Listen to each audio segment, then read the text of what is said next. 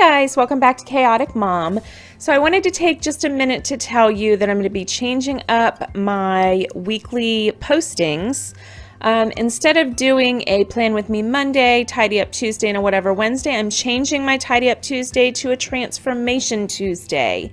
It seems like you guys really love my Dollar Tree DIYs and things of that nature, so that's what I'll be moving that to. So today I'm bringing you this video, and it is my Simply Blessed Farmhouse sign. Now, the Simply Blessed sign that you just saw is $41. My version is $2. So if you want to see how to make my version, then just watch and I will show you how to do it with Dollar Tree items. So I have my lovely assistant Hannah here joining me to make her sign today. All that we are doing is taking some of this foam board that you get at the Dollar Tree along with some random paints I have laying around in my house. She's using some of that metallic blue color. The only colors I'm going to be using are brown, I believe gray and black. So the next thing that I'm going to be using is this Tumbling Towers game from the Dollar Tree. I am going to be painting these a real dark brown color. Now I have seen people use the dark brown shoe polish that you get at the Dollar Tree to stain these tumbling tower blocks with. And what I've seen from other people doing it is that you have to use the dark brown and a little bit of black, because I guess the dark brown shoe polish has like a red mahogany tint to it. So if you want like a real dark color, you have to add some black to it. But I've never stained it with that before, so I wouldn't know how it comes out.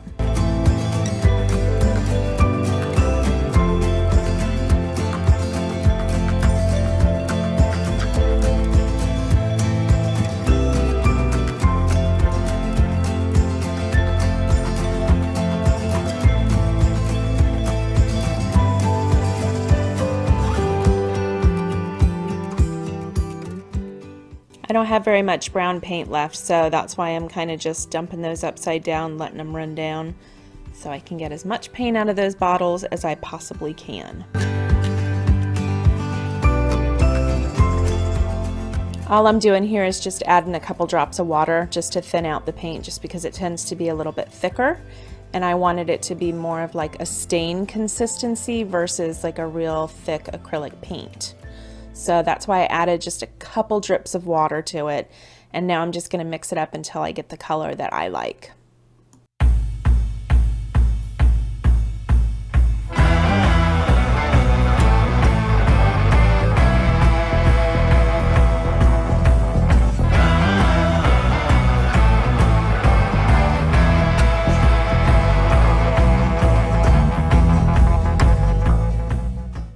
So now all I'm going to do is go through all of my blocks and paint them all.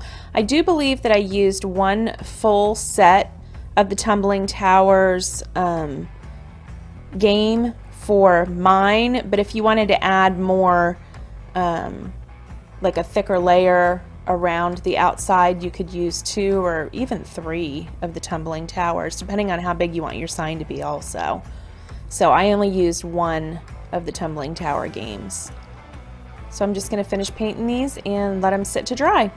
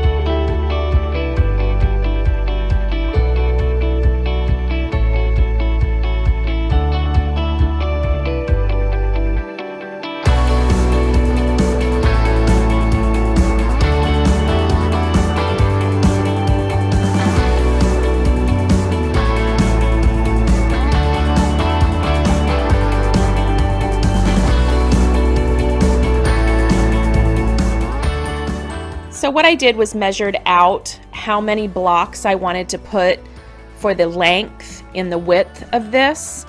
And then now I'm just going to cut the foam board down to however long I wanted it to be. I forget how many I used. I want to say maybe I used like 7 across and 4 down. I'm pretty sure that's what I did. And so you want to make sure that you have a perfect measurement as far as the foam board goes, because you can't cut the tumbling blocks. I can't say that, tumbling blocks. I keep stuttering over it every time I say it. Anyway, you can't cut the wooden blocks. So you want to make sure that you cut your foam board down to the size that is going to fit perfectly with the blocks. Do you understand what I'm saying? I hope I'm being clear here.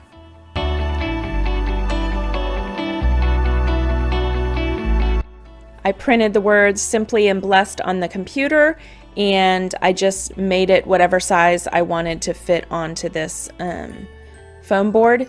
And so now I'm going to use the old method of taking a pencil and drawing on the back of it.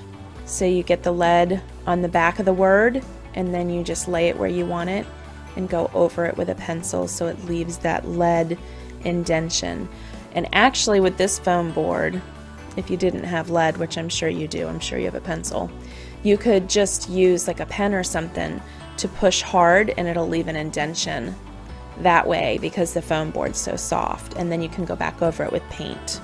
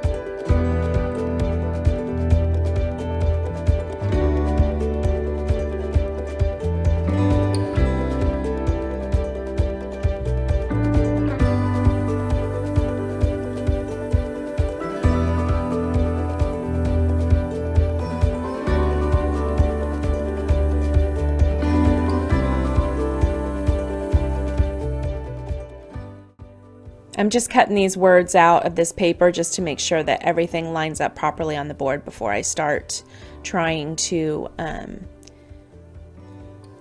put the letters on there. I want to make sure everything is the way that I want it.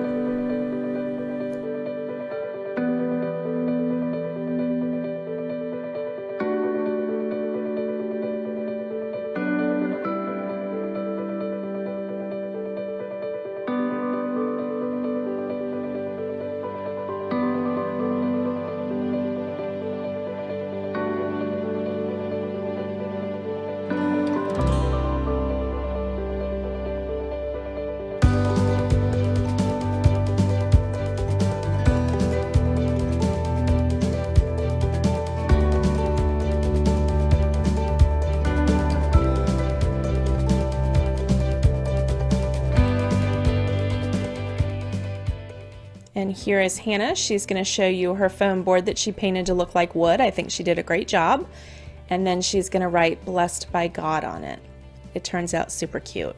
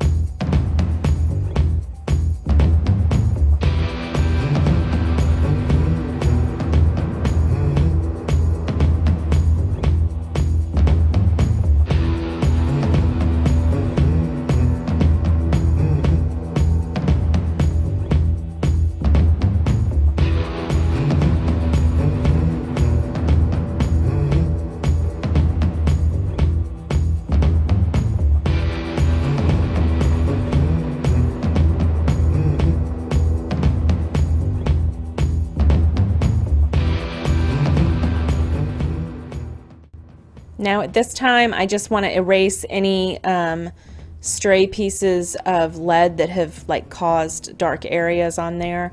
So I'm going to go ahead and erase those, make sure that I don't have any, you know, just like smudges anywhere. And then I will go in with my paintbrush and some black paint and just go over those lines that I drew. I find this is the easiest way to do any kind of lettering, either on wood, or like this is foam board, anywhere you want to do lettering, this is the way that I always do it. Or if you want to transfer a picture onto a piece of wood, then I would just do the same way and then just paint it in.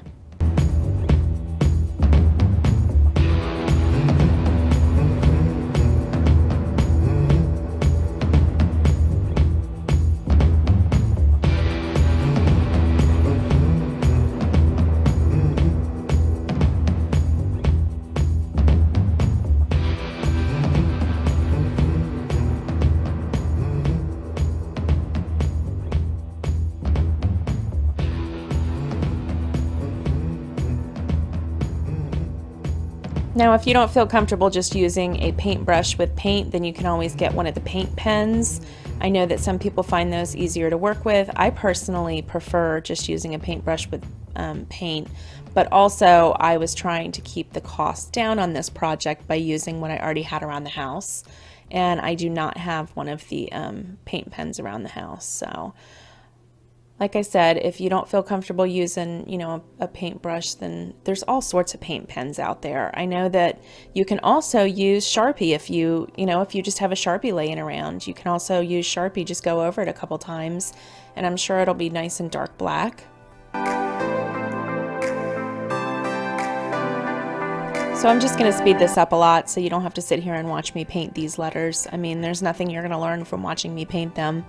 So I'm going to speed this up a lot, and then we'll get back to what we need to do next.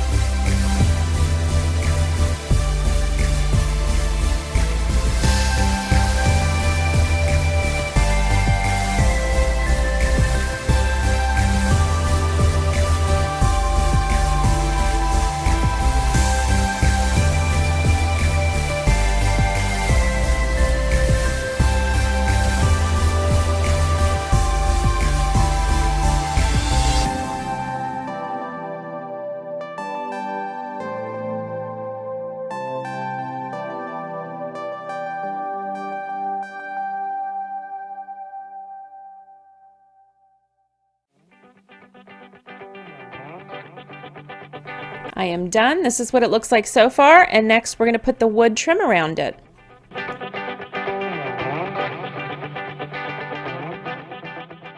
So again, I'm just laying the blocks out to see how I want them to be around the sign. My biggest advice to you for this whole project is, they say measure twice. Is that what the saying is? Measure twice. I would lay these blocks out several different times and several different ways to find out which way you really like it. Like, I thought I was going to double them up here. I thought I was going to go on the side and then have one on the actual board, and I didn't end up doing that. I actually only went with one of them. So make sure you lay it out several times to make sure that you have things the right way, because if you glue these down and they're not the right way and you have to pull them up, it's just going to be a mess. So lay them out several times before you get to hot gluing everything together.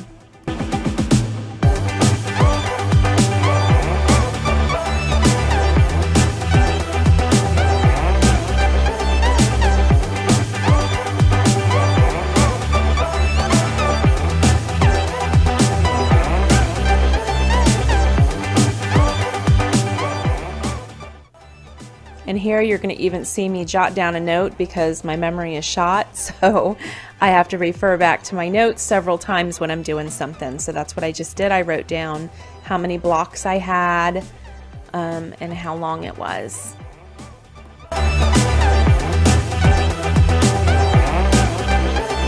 And here is Hannah's sign that she is super proud of. It's nice and sparkly gold. We all know I like gold. And she's super proud of it. So that's hanging in her bedroom now.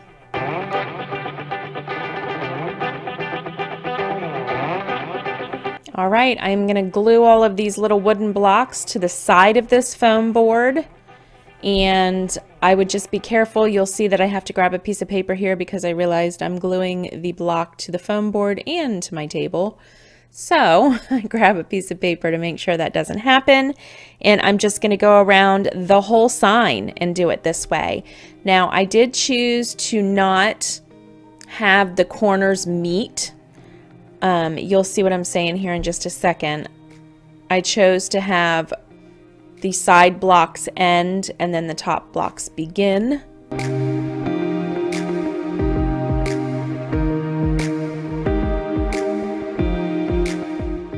So here's what I mean by the corners. I didn't have my corners meet. I like the way it turned out. I like the way it looked.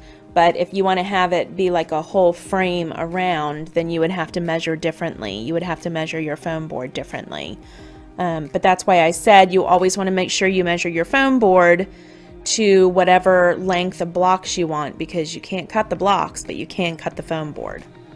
So I'm just going to continue gluing these all the way around, and I'll show you what it turned out looking like.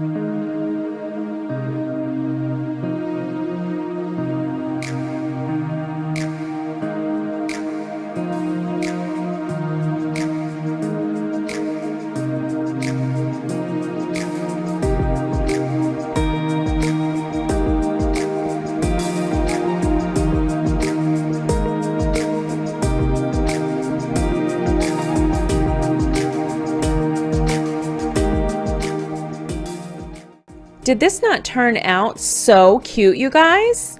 I mean, honestly, you would not believe that it was like $2 worth of stuff from the Dollar Tree. It's not even $2, because that foam board, I still have plenty of it that I can use it for another project. So now I'm just finishing it off by hot gluing some twine on the back so that way I have something to hang it from the wall from, and I love how it looks.